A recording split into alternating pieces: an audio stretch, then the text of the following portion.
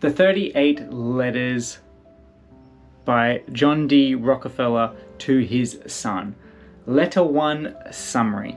So in letter 1 of these 38 letters, John D. Rockefeller, one of the richest people in the world, is talking about how our success is not determined by our origin.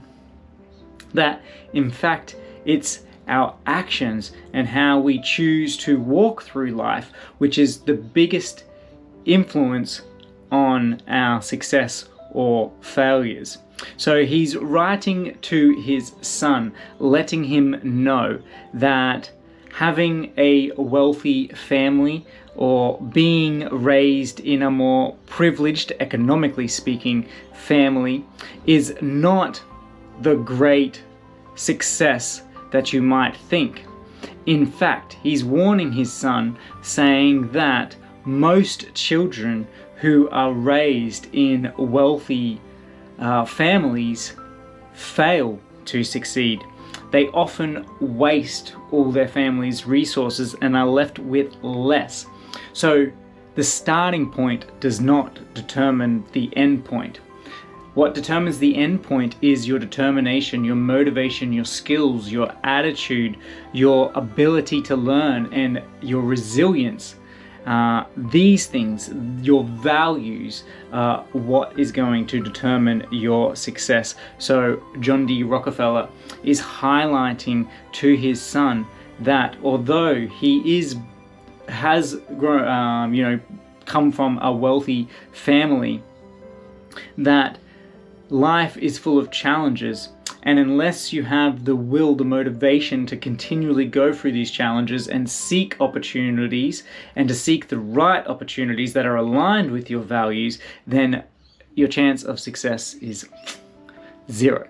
So basically, being born into a wealthy family could be a blessing or a curse depending on how you see it. So John D. Rockefeller was very clear that he wants his son to see this as something that is not the predeterminer of his success. His own actions are going to be the predeterminer of his success, and that he must develop his own character, because for the most part, people who are born into wealth don't understand the struggles or the challenges of growing that wealth.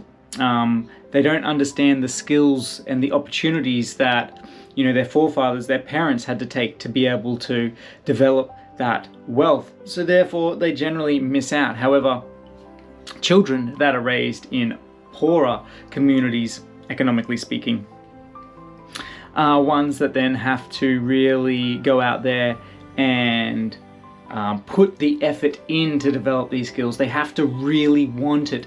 They have a really good work ethic because they've already experienced what it's like to be on a weaker side, so they're really motivated to get out and never have those experiences again. And that determination, that resilience, that nothing to lose, pretty much forces the values of success on these children. So it is often children that are coming from less privileged backgrounds that are the ones that are able to scale the ladders of success, the ones that are focused and determined enough to take the right actions to align up what they feel is needed in the world with being able to actually achieve that result. So they don't play victim.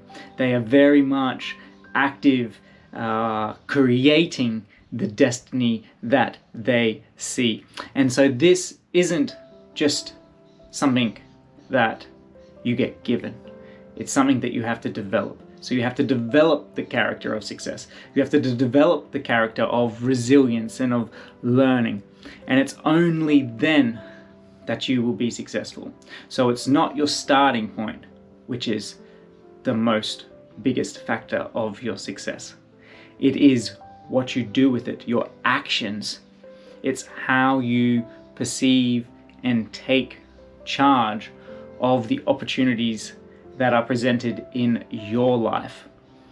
And that is basically a summary of letter 1 of the 38 letters John D. Rockefeller wrote to his son. So it's all about the risk or the trap of entitlement and of not developing that strong character of success. It's a warning that if we get complacent or if we think that we're owed something, then that we are not using our faculties, we're not developing our skills. And if we think that we're going to be successful just on wishing it, that isn't the case. We need to take the action to achieve success. So I hope you liked this video. That was a summary of letter 1. My name's Josh. Have a good one.